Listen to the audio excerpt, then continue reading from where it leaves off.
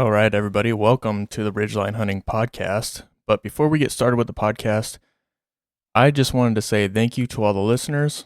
We hit our first goal of 200 downloads, and we're actually on our way to 300 downloads. So we want to get out this giveaway, but we hit a snag. And we want to be fair to everybody. So on Spotify, I can't see who does a 5-star review, or on iHeartRadio or Google Podcasts or anything like that. So if you're listening to the podcast, there's going to be 2 ways you can get entered into the giveaway, just so we're fair. You can go on the Ridgeline Hunting Podcast on Instagram. That's right, we have an Instagram page. And we're going to have a keyword at the end of this podcast to get you entered for the giveaway. So all you have to do is we're going to have Phelps Game Calls, and it'll say giveaway on it. On that post, you're going to put in the keyword. Or you can email us at the ridgelinehuntingpodcast@gmail.com and just put in the subject line the keyword or code word. And then, in the actual email, just put your name so we know who to give this giveaway to. And on Instagram, we will DM you, get your name and address and everything like that so we can get the giveaway out. So without further ado, we're going to get started with the podcast. All right, everybody. Welcome to the Ridgeline Hunting Podcast, brought to you by Phelps Game Calls, professional grade game calls made for every hunter. Now, today we have 2 guests, actually. Luke Wagner, who was on the very first podcast, and then Douglas Boze, the author of The Ultimate Guide to Black Bear Hunting.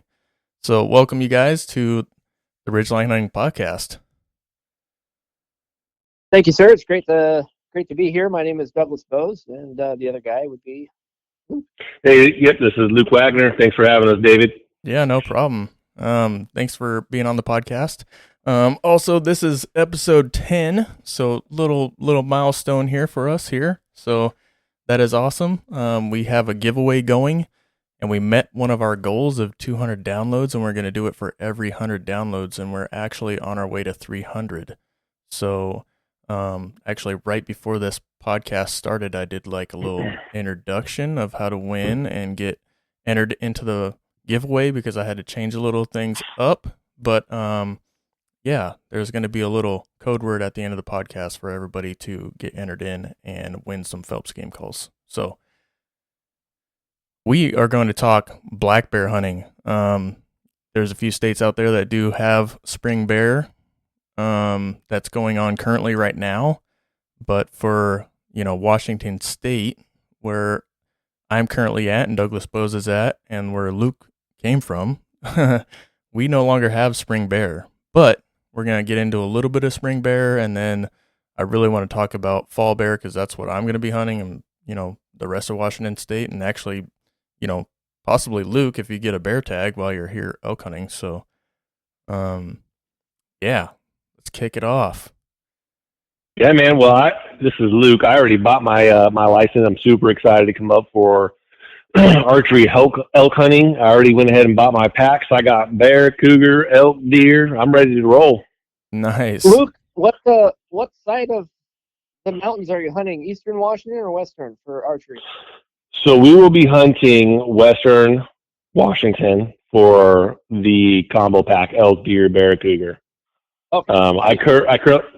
Are you familiar with the state much? Oh yeah, he's from here. Yeah, I am. All right, that's awesome. So I relocated to Tennessee July last year, and one thing that was kind of new to me when I was starting to figure out how to hunt here is they actually have bear reserves in eastern Tennessee, and so the bear are protected within these these boundaries. So you could go out there deer hunting and stumble into a boundary, and it's not marked on Onyx maps at all. So it's like foreign territory, just trying to pick at people's brains, like, where can I go hunt bear? Where can I hunt bear? Coming from Washington, an over-the-counter tag has always been great. I've been fortunate enough to, harvest 2 bear. I've harvested one with archery, one with rifle during spring black bear. But it was always such a great feeling about every 3 years to draw that spring black bear tag. It was so disappointing to see them get rid of that. Yeah, it kind of broke my heart. I know the last couple of days, my brother and I have been texting each other. We're like, boy, tonight's a perfect night for spring bear. Like it'd be kind of cold and rainy, and then it just broke out in a beautiful blue sky, and it's Yeah, just like right. perfect time to be out. But, Yeah, right when you would see them starting to cruise around, when that sky opens up and the rain stops, and like, oh my gosh, this is right when it'll be walking across this nice opening. yeah. But, hopefully we can take them for their word and it's just a pause. I'm not holding my breath on that, but we'll find out soon. Yeah, you know what, it is what it is, and we're going to adapt. We're going to adapt as it comes and as we need to, with the seasons and changes. Yeah. Yeah. What's hopeful though is that what California did, they went by the science and everything like that, and usually Washington kind of follows what California does. So it's kind of reassuring that maybe if this comes back to another vote, they might, go by the science of what we have instead of someone's what happened in opinion. California was great. What an amazing situation that was, and a perfect foot in the mouth for the Humane Society. I was ecstatic when I heard that lady say that on that call. How it didn't matter if there was 30,000 bear or 50,000 bear, they would still be against it. So that was perfect. Yeah, I watched that whole thing, and your comment was hilarious. It was good. It was good. It was a good showing for the people that were supporting it, and then for the commission to just really just absorb everything. It was great. Yeah. So what happened? So maybe you can kind of go to that interlude real quick into what happened, because I'm not really privy to it, to be honest with you. Well, Douglas is way more into it than I am. So Douglas, if you want to go ahead and. So the lovely Humane Society of the United States decided to throw a petition that said, hey, we want to ban bear hunting under the premise of wildfires, the steep decline in the bear population, et cetera, and so forth. And what had happened is the bear biologists of California said, hey, look, there's not a steep decline in bear population. What you are seeing is the decline in hunter success rates due to the banning of using hounds during this specific time. And in reality, we have a steady bear population of 30,000 or more because it's likely undercounted. And they said that via 3 different scientific methods of game cameras, DNA, hair catching, and some other method I don't recall off the top of my head. But the cherry on top of the whole thing was when the commission said, hey, look, we keep hearing this word trophy hunting, and so we want to ask hunters, what does that mean? Are you just shooting the bear and leaving it? It seemed that the commission was completely unaware of the fact that you have to take the meat, and so some hunters came on education. You have to take the meat. It's against the law to waste. And then a warden popped up, and he said, yeah, if somebody shot a bear and left the meat to waste, that's a crime. We would investigate that. And then the final nail in the coffin was when the Humane Society representative came up and said, hey, look, asked by the commission, said, hey, what if we came back and said we have 50,000 bear? What would your position be? And he said that the Humane Society of the United States would never back so-called trophy hunting of black bear. So it didn't matter if there was 1,000 or a million black bear. It wouldn't matter. Yeah, so basically it was just a ban of hunting, not really based on population. Absolutely, and that was the guise that they were trying to get that thrown out of. So that's awesome. Yeah, that's great. They're trying to abolish hunting and our free will, and they want us to stop eating meat and all these things. We got to start fighting back at some point. Absolutely, and I would encourage everyone listening to this podcast to stay active and stay aware, because in your state, it's coming for one way or the other. Something's going to happen. Yeah, I think every single they state, used to allow. Sorry, I'm thinking that every single state that allows bear hunting is going to have some type of vote come along. I mean, it's going all over the place. It's insane. Well, if you look at Washington, for example, they used to allow hound hunting for bears, and I'll be honest with you, I was never really an advocate for it because I didn't really understand it. Until I actually actively started to want to harvest bear. And the few that we see doesn't allow us to take our time to judge the size, character, sex of that bear and whether that bear is a sow with cubs or not. My second bear I shot was a sow, and I'll be honest, I didn't wait to see if there was any cubs. I was like, I've been on the spring black bear hunt for, this is my fourth time doing it. You're talking 12 years of drawing, and I'm shooting this thing. And at that point, I think it clicked. Like, okay, well, if we hound hunt and it's in a tree, we can now gauge it, size it, age it, and decide if we're going to harvest a mature animal or not. And when they stopped hound hunting, the population blew up where they went from one bear tag to 2 bear tags. and here now they're trying to, now they're no longer going to allow spring black bear hunting. The population is just going to continue to grow if we don't manage it. I would agree with that assessment. And the same with baiting. Both of those are positive points for hound hunting and baiting, is that you can view the bear long enough to make an informed decision as to whether or not it is a sow with cubs or a mature boar. Being that is our goal to harvest, is a mature boar. So yeah, 100%. And I'm for both of those now. And they do allow hound hunting in Tennessee and the neighboring states, and they are very careful with which animals they do decide to harvest. Good for Tennessee. Yeah, that's fantastic. And with black bear hunting being in the forefront, maybe some of these things do start to come back because of these issues. Idaho, I believe Idaho, you can bait. Can you hound hunt in Idaho, or is that? I'm not sure about it now. You used to be able to. I'm pretty sure you can hound hunt in Idaho, but I'm not 100%. I know you can bait, but I'm not sure about the hounds. Yeah, I don't run hounds in general, so I'm a little unfamiliar with the rules and regs for hounding. Right, but it's just funny how the neighboring state to us, in Washington, that they allow all that stuff, and we don't. I wonder if there's any statistics on like mature boars being taken over in Idaho compared to Washington State because of either baiting or hound hunting. I wonder if there's any statistics on that. That'd be pretty. I'm sure you can look at the harvest reports from Idaho and compare it to Washington. I haven't done so yet, though. Yeah, I bet you there's reports on that, because I'm sure there's the same for a cougar as well. Because I'll tell you what, Dave, we saw two. But in our hunting party last year, we saw 2 cougars in one day. Yeah. And up to that time, I only ever seen 2 cougars ever hunting in my entire life until that day. And there's definitely a population growth, and I think both of those cougars we saw were young.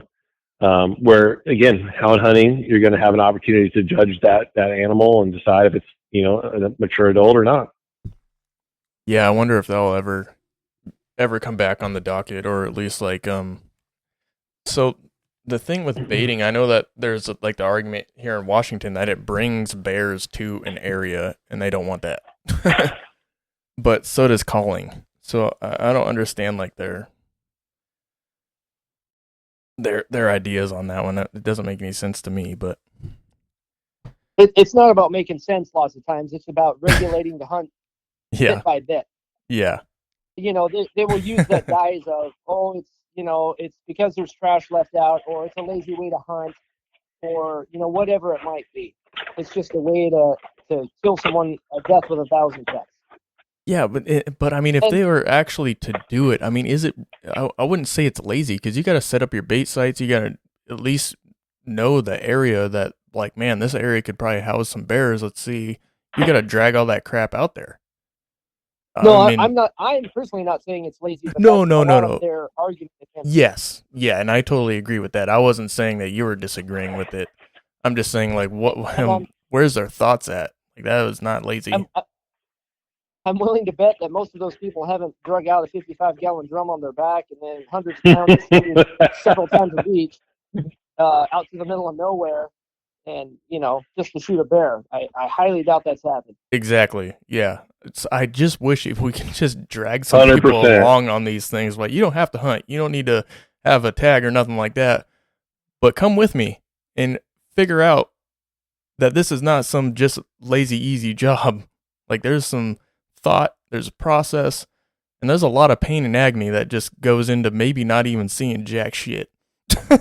Yeah. Well, I got a story, so it's super funny. So I've archery hunted my entire, from 16 years old up big game.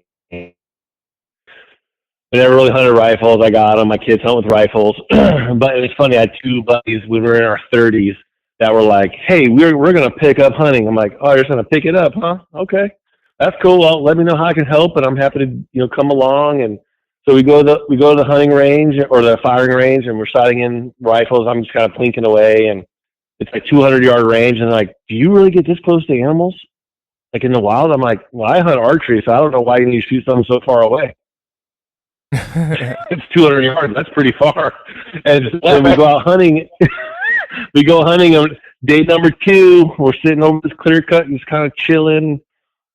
The guy pulls out some deli meat and starts making a little baguette. I'm like, "What is that?"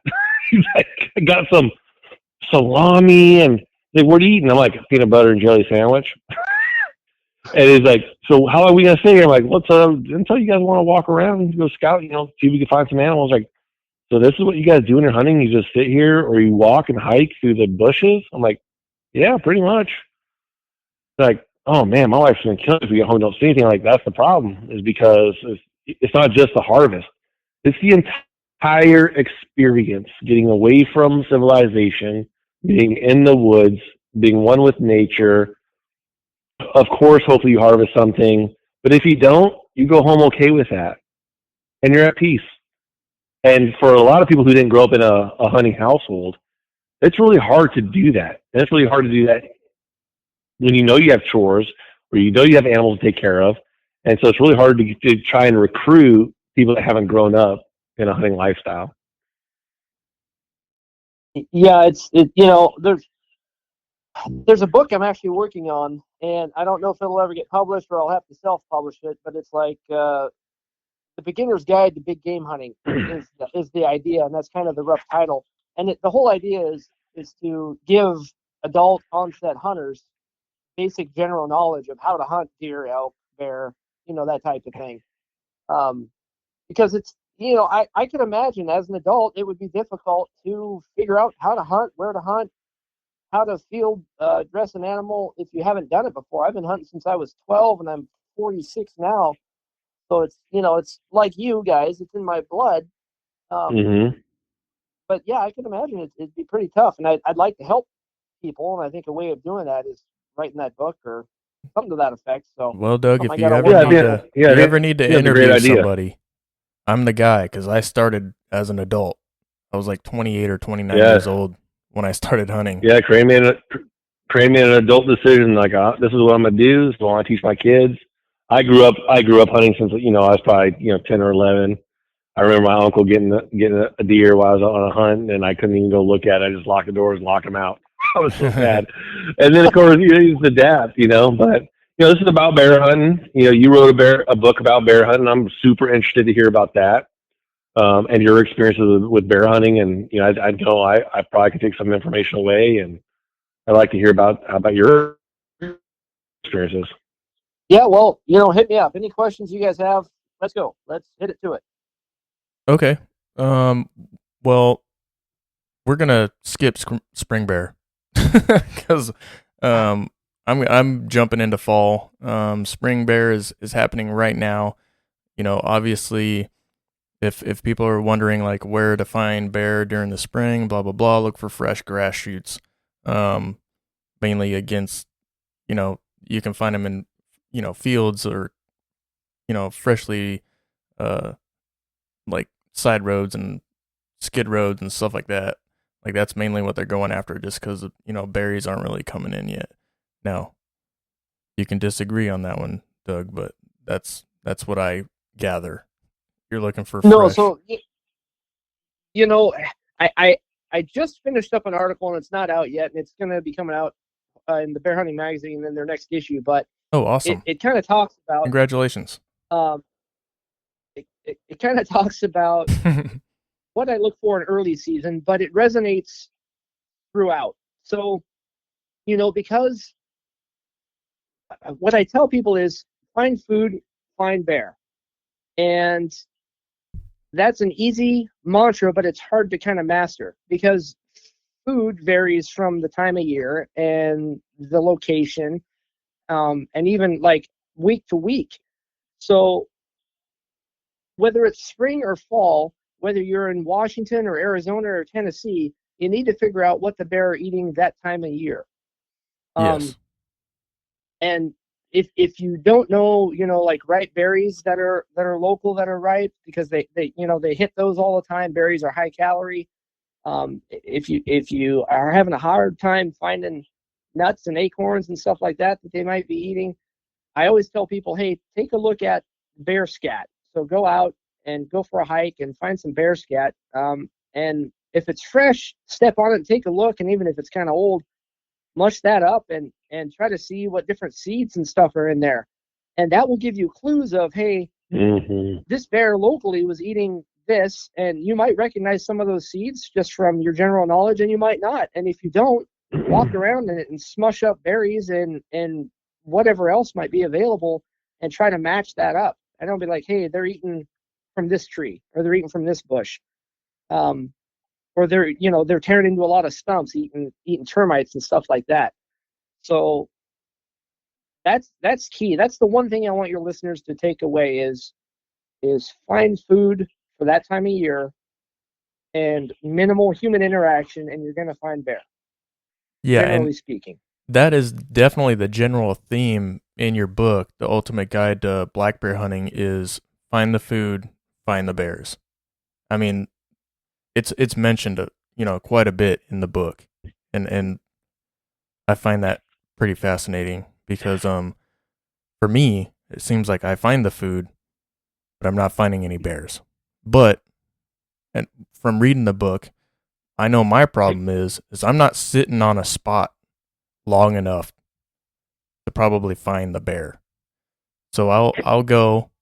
Usually, I haven't drawn spring bear for a while, so it's usually in the fall.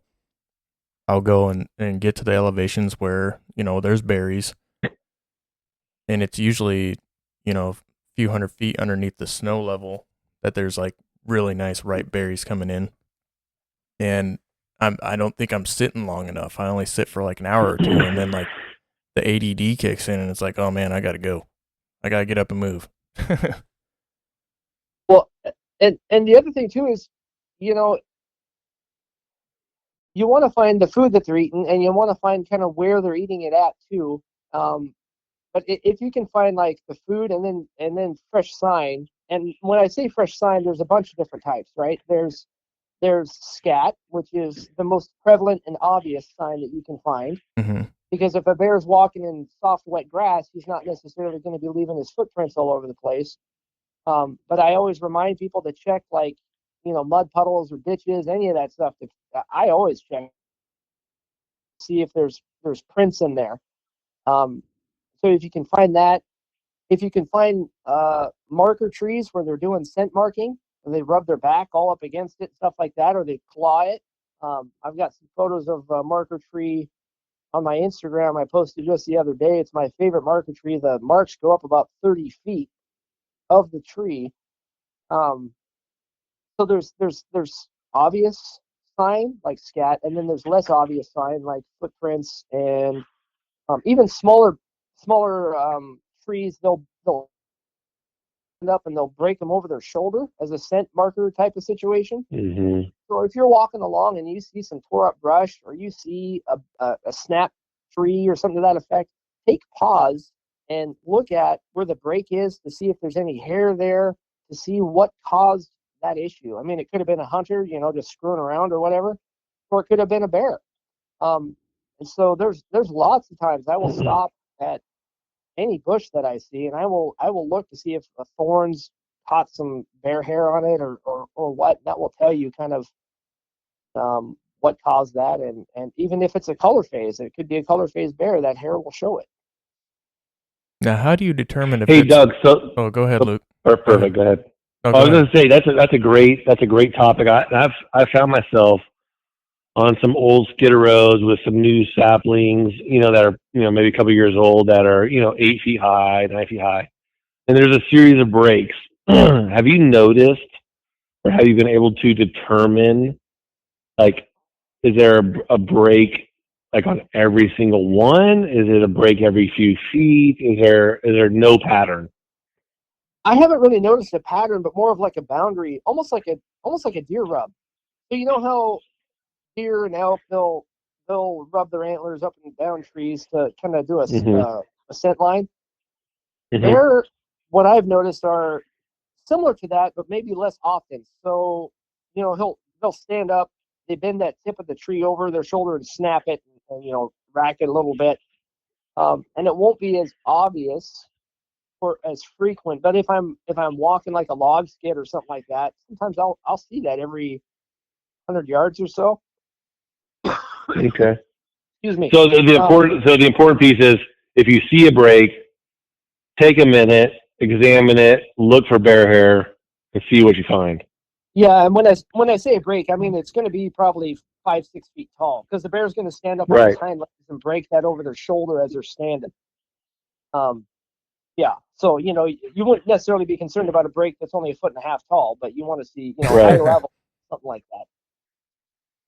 Right. Well, I'll tell you, I've never seen a marker tree ever until the time I shot my sow. And we were driving up in some logging timber company over behind Cabosson Lake in Washington. And we were up there, and we like drove up on this thing. We're like, holy cow, look at this tree. And it was nuts. Like, we could not believe, like, we had never seen it. It was our buddy Dave Sandana. He's not on here today, but we drew the spring blackbird tag, and we're sitting like, oh my gosh. And I was like, let's just drive up here and let's just take a look at it and see if we can't call in a bear. And he had bought me a rabbit call for my birthday. I kind of been like watching some YouTube videos about spring black bear calling, and dude, I started calling on this rabbit call, and on my third series, bam, a bear started coming out of the bottom of this ravine. I was like, I cannot believe this. But yeah, this bear marking tree, if you find them, it's definitely prevalent, and it's awesome. And different bear will use that year after year too. It's not just like the same old bear. I mean, lots of times it is the same bear hitting that tree, but he'll have a few others behind him. And that's awesome. You called in that Sal, by the way. Like, if anyone who's ever heard any of my podcasts before, they know how much I love predator calling. So that's a whole other thing we can get into. But yeah, that's awesome. No, that's super cool. And if you got tips, that's awesome, because I never really even heard of that. I just started tooting on this little cottontail rabbit call, and on my third session, bam, she started coming out, and I was like, this is unbelievable. Like, this is like, I didn't even have a bullet in the chamber. Like, Oh man, I put my clip in and didn't even cock it. So like, we're only gonna be here for like 10 minutes. My other buddy, Sandana, he's gonna be here. He's like, let's get out of here. And we're sitting there, and I'm just like tooting on this thing. And all of a sudden, this bear starts coming up. I'm like, you got to be freaking kidding me. And it came up. I mean, there's a whole story to it, but ultimately, I ended up shooting her. But she was like staring at me. And yeah, man, we harvested it. But that's how I was telling you about. I didn't have time to sex her and see if she had cubs. And luckily, when we came upon her, we saw it was a sow, and we checked her teats, and she was dry, so we felt confident there was no cubs. But it's one of those opportunities where if I had seen more bear within my years of hunting, I would not have been such an urgent mode. yeah. And there's a couple of things you can take away from your story. One is that was your first time kind of predator calling for bear, Yep. and it happened within 10 minutes. And so that's great. The other thing too is like, you probably wouldn't have known that bear was there unless you predator called or sat there for maybe an hour and heard it feeding or something to that effect, right? Right. So that's something I always bring up is like, if I'm in an area and I see terrain that looks quote unquote bearish to me, it looks like it holds bear, but I'm not seeing one, I'll predator call down into that stuff to see if I can't break one loose. Because brush is thick, gullies are, dark and deep, and bear can be tucked down in there and you'd never know it unless you predator call, and then you can draw one up. So yeah, that's awesome, man. Right on. Congrats. Yeah, that's a good idea. Yeah, thanks, man. It was interesting to me too because she was like a 6-year-old. We ended up, in Washington, you got to take their, I forget what the tooth is called. You got to take the A tooth, and you got to send it in to be tested, and they age the bear, and they give you all this information on the bear. So she was a 6-year-old bear, and very lightweight. I don't know if she was on a downhill slope or what, but previously I shot a 2-year-old boar. We were elk hunting, and I was just amazed at like how much more massive he is compared to her being so much younger. Well, you shot him in the fall, and you shot him in the spring, so she was going to be a little bit thinner. And she's a sow anyway, so her body mass is going to be more than likely kind of smaller than males. A male, sure. Yeah, but I shot a boar last year. I predator called him in, and he was 5 years old. And he was in August, but he wasn't huge. But I took him because there were so many predators on my trail cam in that area that I felt like that area needed predator management. I mean, I had several bear. I think I had 5 different cougar on the trail cam that were chasing deer, and this was like within like a week. That's how much predators I had on that trail camera. So I was like, man, if I call one in, something's happening. I'm not putting up with it. The other thing too is like when you were predator calling, you said you didn't have one in the chamber or nothing. Man, anytime I'm predator calling, I'm ready for gas. Like I'm ready for it to happen. So for the new guys out there who are just starting to predator call, you need to be aware. I'll never do that again. Yeah, I'll always cock one, make sure one's loaded. No, sometimes they walk in and stare at you, and other times they just come flying in. So just be ready. Absolutely. Well, hey, so that leads us to, I think, a great question. So you say you predator called a boar in. What's your preferred method for calling in bear? Getting bear in. Man, I get asked, what's your favorite call and this and that, and I really don't have one. I like calls that are annoying and loud. I always tell new callers, I'm like, hey, you don't have to sound perfect. You're just trying to get the interest of the bear to come in so you can get a shot. So if you're calling and you're like, man, I don't feel like I'm sounding like a jackrabbit, well, don't worry about that. The bear doesn't know for sure if you're a jackrabbit or cottontail or whatever. You just want to pique that interest. So what I normally do is I set up in an area, preferably with the wind either cross or to my back. And when I say to my back, I want my shooting lanes, out in front of me. And the reason that is predators, they like to circle to try to wind you. So if they're circling to the front, you can get shot down lane. But if the wind is to your face, they might circle behind you, smell you, and you never get a shot. So that's one little setup I like. And I like to call for like an hour. And when I say call, I don't mean like flat out making noise 100% of the time. I'll call for 3 or 4 minutes, pause for 30 seconds to a minute, and then keep calling. And I start off quiet, and then as the set progresses, I get louder and louder as time goes on. And then near the end, I will either slowly get quieter and die out, or I will just completely stop. Like at the 60-minute mark, I'll just completely die off. And then I'll hang around for 15 to 20 minutes to see if anything shows up, because sometimes they will, especially cougar. Cougar like to show up after all the noise is made. All the commotion. Yeah. So, yeah, and I just learned that actually with turkey too. I'm not a big turkey hunter in this non-turkey section, but I just learned that as well. Is once you start calling, man, you might as well just sit around for a few minutes because something might be coming in. You just don't know. You might as well just wait, have a sandwich, take a breath. Yeah. I don't know how much time we have, but I'll do a couple more little tips. No, you're fine. If you hear squirrels, like say you start predator calling, you hear some squirrels in a tree line 300 yards out chirping and making a bunch of warning noises, and then you keep calling for a little bit, and then maybe 250, 200 yards, you hear some more squirrels, and so on and so forth. That's telling you something's coming in. I mean, whether it's a deer, I hear you. That sounds good. Lots of times it's predators. And I called in the bear last year to my son, and we had magpies and crows and they'll do it too. They were just going nuts out of this tree line. They were following this bear, and I was like, "Hey, dude, there's a bear coming. We just can't see him." And sure enough, that bear came to within 20 yards and started shaking a tree right next to my son. And it was pretty crazy. Bam. But those squirrels give things away.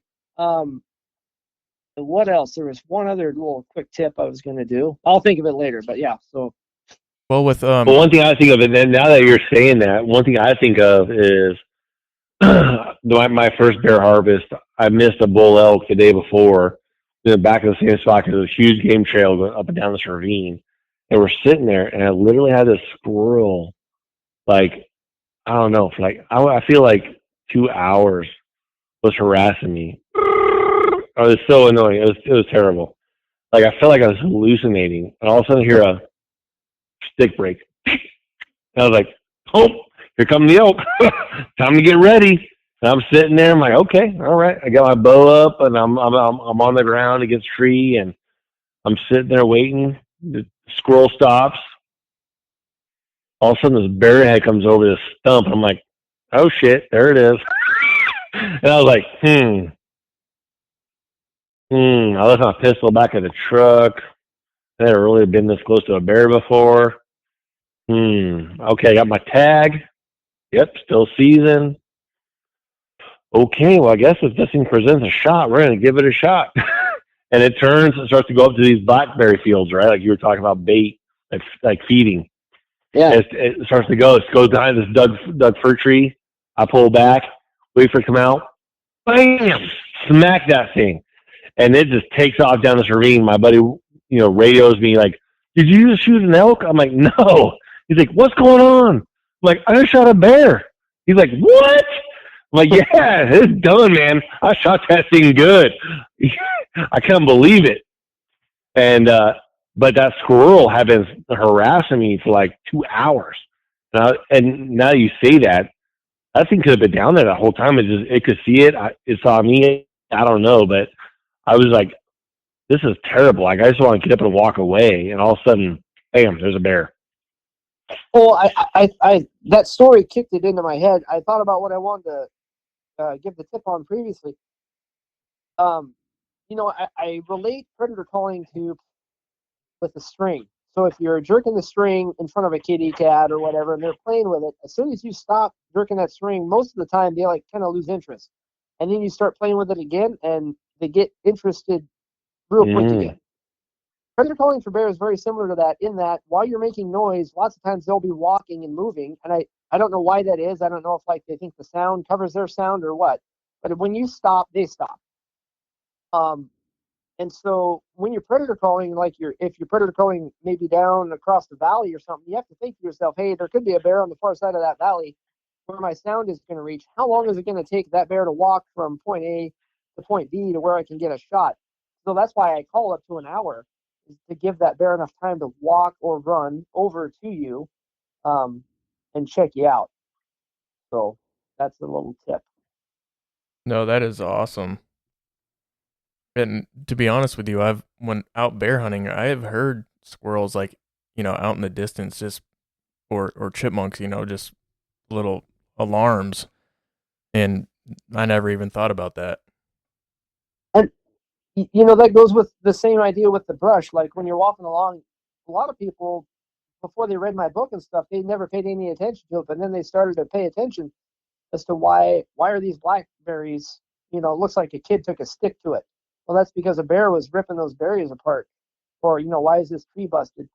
If you want to slow yourself down and be really observant, and that goes for sounds too. Like those squirrels are upset about something. especially if they're further away from you. You know, they're not upset about you.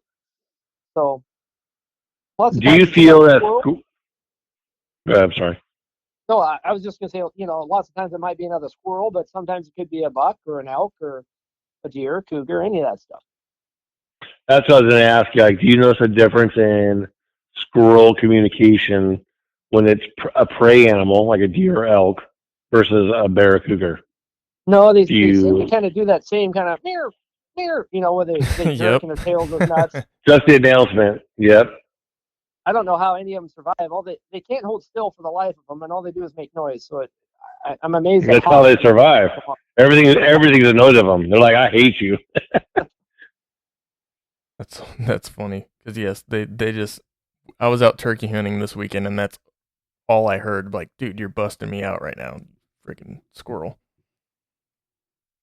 I did have. Hey, one Doug, what? present. Well, Go ahead.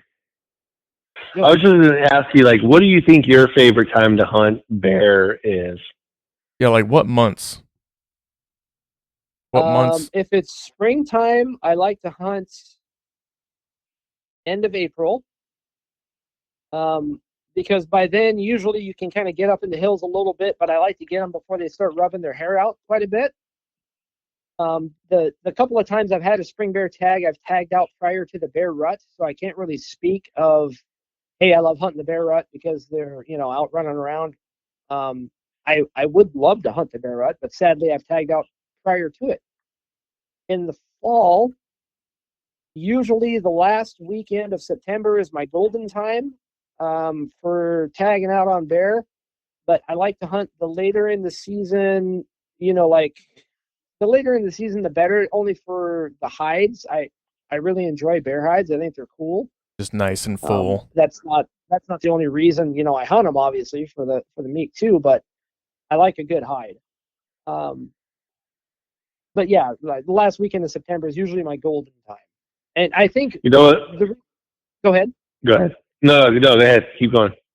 I think the reason that is because shortly thereafter, food gets more and more scarce, and the bear get more and more dissipated. But I still love to hunt them in October. November is pretty tough. I have been involved in killing a couple bear in November. But yeah, that gets to be pretty tough with food and weather and everything else. Well, it's really funny tonight. I was sitting there like getting caught up on some emails from work and had some things that like today that kind of put me behind. And my daughter goes, "Hey, Dad." I'm like, "Yeah, what's up?" She goes, "Have you ever Googled a hairless bear or a shaven bear?" I was like, "No. Why would you do that?" The chupacabra. let's do it real quick. Let's do it. I'm like, okay. Show me some pictures of a shaven bear.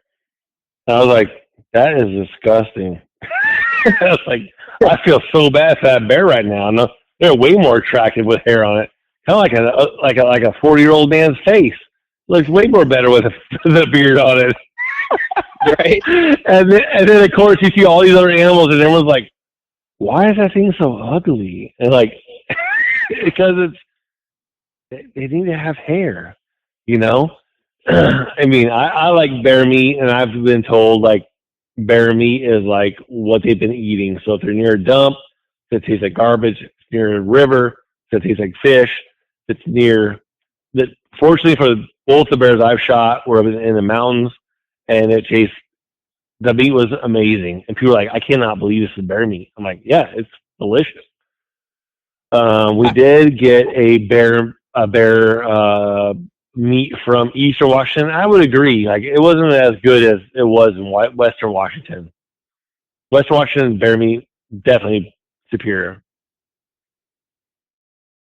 I've yet to have somebody who I've offered bear meat to have never tried it say that they don't like it. And I don't think they were just being polite, because they would go back and have more. You know, usually if you're being polite, you're like, oh, it's good. And then you go off to the corner in the party and avoid that person. But every family event, stuff like that, I've taken bear meat to. It's disappeared quickly. Oh yeah. Most of the bear that I kill they're feasting on berries. And a tip for new beginners is, once you're done cleaning out the bear and you've got the meat in the sacks and stuff like that, split that stomach open and see what they've been eating. I always split the bear's stomach open to see what's going on in there, what they've been hitting, and that's just for my own knowledge. There's a picture in the book too, like one of a bear that charged me. I ended up killing it, split the stomach open, and it was just blackberries, barely even chewed. I mean, it looked like a berry pie, and it smelled like a berry pie. I mean, it literally smelled like it just came out of the oven type of thing. It didn't smell bad at all. And the one that my son killed a couple of years ago, he had a complete hornet's nest in there with yellow jackets. So the bear had tore apart a stump or something and ate the entire nest, which was really interesting. Wow. Yeah. Yeah, for sure. I agree. That's super cool. Yeah, that would be pretty cool to see. Also, I hate bees. I'm like, oh my gosh. Yeah. The bear I called in last year, I split his stomach open and he had a bunch of bird seed in it. But he was miles from any house, but I wonder if that made me wonder if somebody wasn't baiting in the area, which is illegal. Oh yeah. I wonder if it could have got one of those deer blocks that has like that weird seed and corn and like it's covered in molasses I don't or know. whatnot. It just looked kind of suspicious to me. I thought, this is interesting. But I'll tell you what, I was leaving a permitted area one time where you have to buy a permit, right? You awarded a permit, buy the permit, use it, you leave it, it's gated, check in, check out. And they came up to me like, all right, you're good to go. I'm like, that's it? They're like, yeah, you don't smell like honey. I'm like, what do you mean I don't smell like honey? Like, dude, there's a lot of people that come up here and like spray themselves. I'm like, they're spraying their bodies with honey. Like, I don't want to meet the bear. I want to shoot the bear. I don't want it coming up next to me. I want it to be in front of me. And they're like, yeah, no, but like a lot of people actually like drip vanilla, honey. That's all illegal. So don't do it. Okay? There's plenty of natural attractants. And there's plenty of opportunities out there to do that. You just gotta be patient. Would you agree, Doug? Yeah, absolutely. And I mean, even in Washington, and that's actually something I brought up in that article, is scent cover is considered illegal. It's considered baiting. So, if I go out, what I will do, even if I'm elk hunting or deer hunting and I'm sweating up a storm or something, I'll break a couple of Douglas fir branches. Yep, I do the same thing. The bark back a little bit and then rub. Absolutely. Great cover. And, I always tell people, like, I'm not worried about scent cover necessarily. I always play the wind because no matter how much scent cover you have, your breath is going to be going out. You're sweating on your face and your hair. And all it takes is the wind to go toward the bear, and they're going to smell that. I don't care how good you are. Yeah. Oh, my dog's barking. That bark. That's all right. I have dogs too, so it happens. It's life. Yeah. But no, yeah, I do the same thing, and Luke can contest to that. He'll see me snapping stuff up and rubbing it all over the place, putting it on my hands and stuffing it in my pockets, and it's not really just like a scent cover. It's more or less if we get in the mix and the wind swirls, they might, hopefully it can break up that scent just a little bit. It's like, oh yeah, some fresh tree scent. Just enough to give you a chance. Yeah. Not only that, but I had a neighbor one time. We were like shooting, or actually we're hunting some elk, and he would only cover himself with pine oil. And I was like, how come you don't want to use like elk estrus or doe estrus? And he's like, you ever had a cougar jump on top of you? I'm like, nope, never had that. I'd probably poop myself. He goes, well, I used to use different kind of like elk estruses and these different sprays. He goes, and one time I was hunting and this cougar jumped out and on our trail and was like in this crouch position, like it's gonna attack. We shot it. He goes, I never want to be in that position again. He goes, a pine tree, Doug fir tree, whatever you're hunting in, that tree is a natural scent. It's not going to attract a predator. It's going to help you blend in with a natural environment. I was like, That completely makes sense. I mean, if you're walking around with boot piss, estrus all over your boots, they're following you. He's like, never again will I ever use an animal smell. I just want to be part of the environment. I don't want to be an animal. It can be a kind of a frightening situation. My younger brother and I stumbled upon a cougar kill. It was a calf elk that had been killed like within a day, and we ended up having a cougar stalk us at 13 steps, and it was right at dusk, right when it was getting dark, and he was crouched behind this fallen log. And so when it was dark, you would shine your flashlight on it and you could see his eyes, and then he would pop down below that log and you couldn't see him anymore. And the only thing you could see is his eyes. Yeah. And then when the flashlight was on him, you could see him kind of crouch and do that little butt wiggle thing that cats do before they pounce. Oh, yeah. Oh, yeah. That was a very unnerving situation. I did not like that whatsoever. We had some fun that night. But. That's insane. Well, that was pretty crazy. And we were bow hunting too, I think. Well, no, we had rifles at that time because we were trying to find that cougar, but we were bow hunting prior to that. I'm gonna catch you, kitty cat. Yeah, I like how like a deer or elk hunt can rapidly turn into something else. Like, oh, there's a bear. Go back to the truck, grab the rifles. That's one thing I really, really, really, really like about Washington. Like, I can buy a combo pack: elk, cougar, bear, deer. We're ready for it, right? We're ready for it. If you're like, why do you buy that? I'm like, because we're ready for it. If you don't buy a combo pack, guess what you're gonna see? The one you didn't buy. Every time. It'd be just my luck if I was out hunting and I didn't have a cougar tag with me. I'd probably see 50 cougar that year. Like, what's the $20? I mean, for real. It's for the opportunity. I mean, Tennessee. I'm hunting non-resident. I buy everything, right? So now I'm like investigating and researching like this certain wildlife management area. I'm like, we can go there. We can harvest deer. We can harvest pig. We can harvest all these different things. Like, why wouldn't we just get the whole thing? Like, it just doesn't make any sense. The next $10. If I want to shoot a pig and a pig shows up, let's just shoot the pig. Why not? Absolutely. Well, that goes into like a question that we had on Instagram. Doug, you actually commented back on it, but the guy that was coming from Louisiana that's going to hunt spring bear in Idaho, and you were like, buy a wolf tag. Yeah, absolutely. Why not?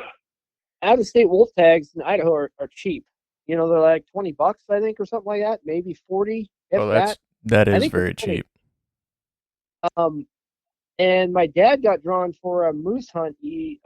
Probably maybe a decade ago in Idaho, and we went over there. And I had a wolf tag with me, but we were only over there a weekend. And I saw two wolves. I saw a jet black wolf with like yellow eyes, just like you'd see in a movie.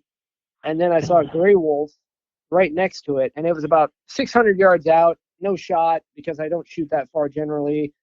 That's a poke. But, it was crazy. Like, anytime you go to Idaho to hunt anything, buy yourself a wolf tag, do the Idahoans a favor, and, pull some of those wolves, because I think they appreciate that. When you say, hey, I'm from out of state and I'm here to hunt deer, they kind of might look at you funny, but you're like, oh, but I bought some wolf tags. And they're like, yeah, all right. At least this guy's helping us out. Yeah, definitely.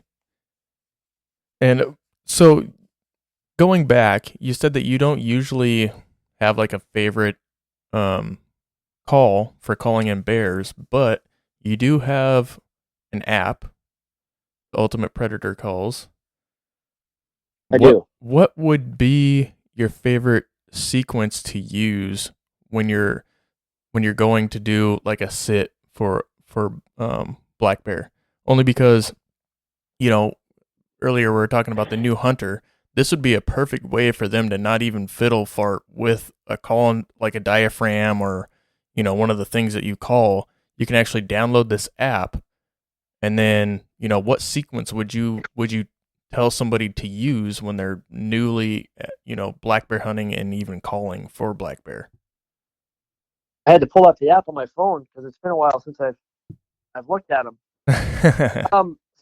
So if you look at the app, there's like a rabbit starter, a rabbit distress, and then a raspy rabbit. So, and that's on the right hand side. So, I would let the rabbit starter, and that's more of a calm distress. It's still a rabbit distress, but it's not so frantic. I would let that run for say 15 minutes, and then I would go on to rabbit distress and let that run for 15 to 20 minutes, and then I would finish out with like the raspy rabbit, which is a real frantic, nasty call.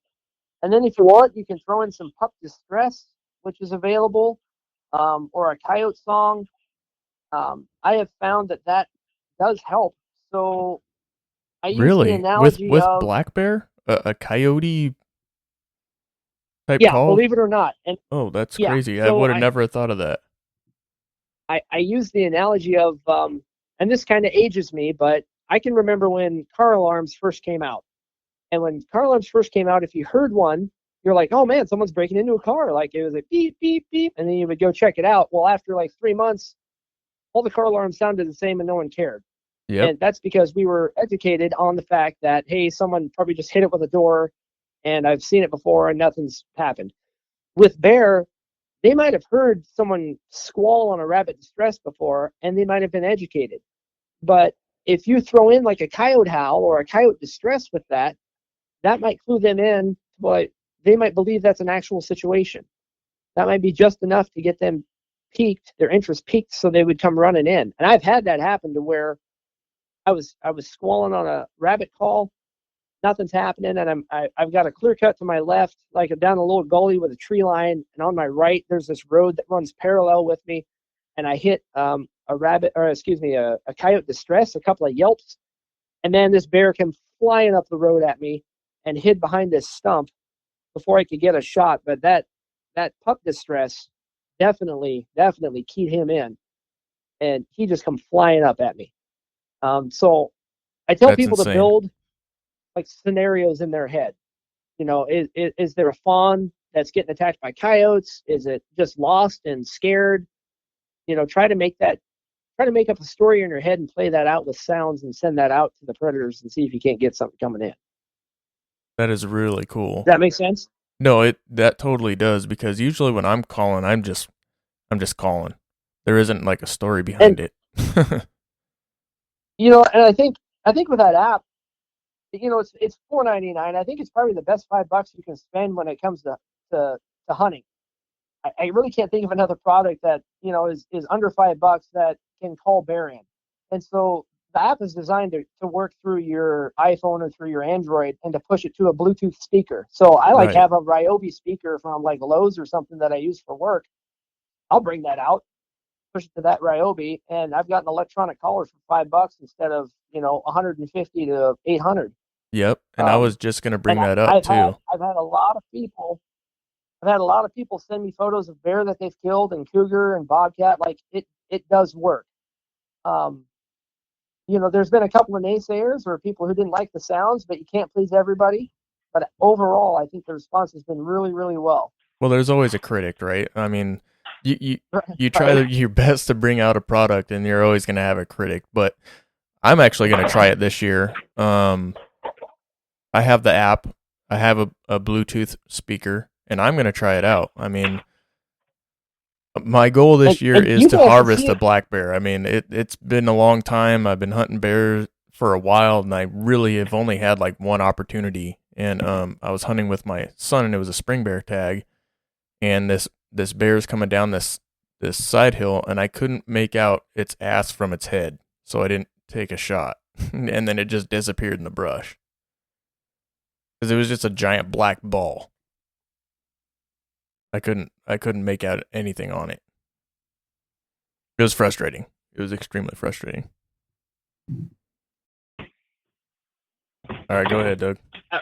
I was going to say before the technical difficulties is that you can actually watch the Ultimate Predator Calls app online, calling in a black bear. There's a group called Crooked Branch Outfitters, I think, and they called one in last year to like 10 yards, and they were just using that app and a Bluetooth, and came right up to them, and they popped it, and there you go. So the proof's in the pudding. That app does work. Well, I'm gonna be giving it a shot. It's my goal this year to tag out on a black bear, and I think this year it's about time. I've been doing a lot of homework. I mean, I read the book. I'm gonna get this app to help me out, and hopefully I can get it done. And I think it helps out too people who might be a little hesitant to predator call themselves. Some people don't like the idea of a bear coming up, behind you, or a cougar, or any of that stuff, and that can happen. So, if you have an electronic caller and it's legal in your state, so make sure and check your regs, you can put that out in front of you or something like that, and all that sound, the predators, they'll be focused on where that sound's coming from. So if you're using a hand call or a mouth call, it's going to be focused on you. If you're using an e-caller, it's going to be where that speaker's placed. So, it can be kind of a little safety net for people too. So, Doug, That's a great tip. Yeah. I know when I harvested my bear, I was using a mouth call. I mean, she was coming right in. I was like, dude, I cannot believe this actually worked. Like, we were sitting for like 10 minutes.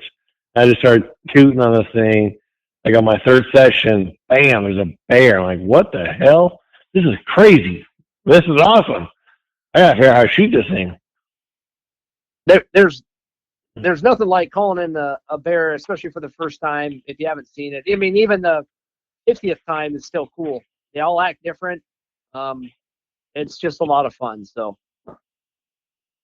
I have one last question for you, Doug. all right, man. And Luke, you can ask him something too as well. But I've always been told, no matter if it's spring or fall or whatnot, is that you need to pick out elevations. Like, I don't know the elevation ranges, but during fall, let's just say it's like in between 2,500 feet and 3,200 feet. Like, they're going to be somewhere in there. Are you actually looking at elevations, or are you actually just like, I need to find where the feed is because that's where the bears are going to be? I'm finding where the feed is. So, in the spring and stuff, I should say in the early fall, there's at least locally, they're starting down low because that's kind of where the berries are ripe. Yeah. And then as the year progresses, as the season progresses, the lowland berries kind of burn out, and then the berries, the food source kind of gets higher and higher in elevation. Now, is that because of like snowpack? It's snowpack. It's just the wherever the light might be shining. I mean, I bring that up in that article coming out too, is that you might be hunting a road and there's bushes in one spot that are really ripe. That's because the sun is hitting it really good. And then 200 yards down the road, none of those berries are ripe yet. And that's because it's in the shade. Like, sun and elevation, all that stuff factor into where the food is. I would pay more attention to what is ripe than, hey, I need to hunt this specific elevation. If there's food and there's sign, you're in the right spot. Okay. And that's just me. That's what works for me. Other people. Yeah, I think that's true. I mean, I've been told, like, follow the snow line. So, but if you follow a snow line and as that creeps up, they're not necessarily developing the fruit how you want it to be. So, I think what you're saying is actually really good. Thank you. Okay, well that's awesome information. I just need to find the food. But yeah, so any new hunters out there or anybody looking into getting into black bear hunting, find the food. You're gonna find the bears. Food and patience, right? Dave Crane, you gotta slow down, man. Yeah, I know. You know how I get. Glass. That's what they're telling us. Basically, we got to sit in glass. That's all it is. Glassing does help, and if you're getting tired of glassing, and you think there's still a bear down there, spend an hour in predator call and see if something doesn't jerk loose. Because lots of times it will. So I like it. I like that a lot. Well, all right, everybody, that is going to be a wrap for our podcast tonight. Doug, thank you very much for being on the podcast. This was awesome just talking to you. your book is doing great. I see your posts all the time on Instagram. Like you're creeping up on some big hitters there, man. Well, No, like yeah, seriously, I see the post. I'm like, yes. yeah, it's funny.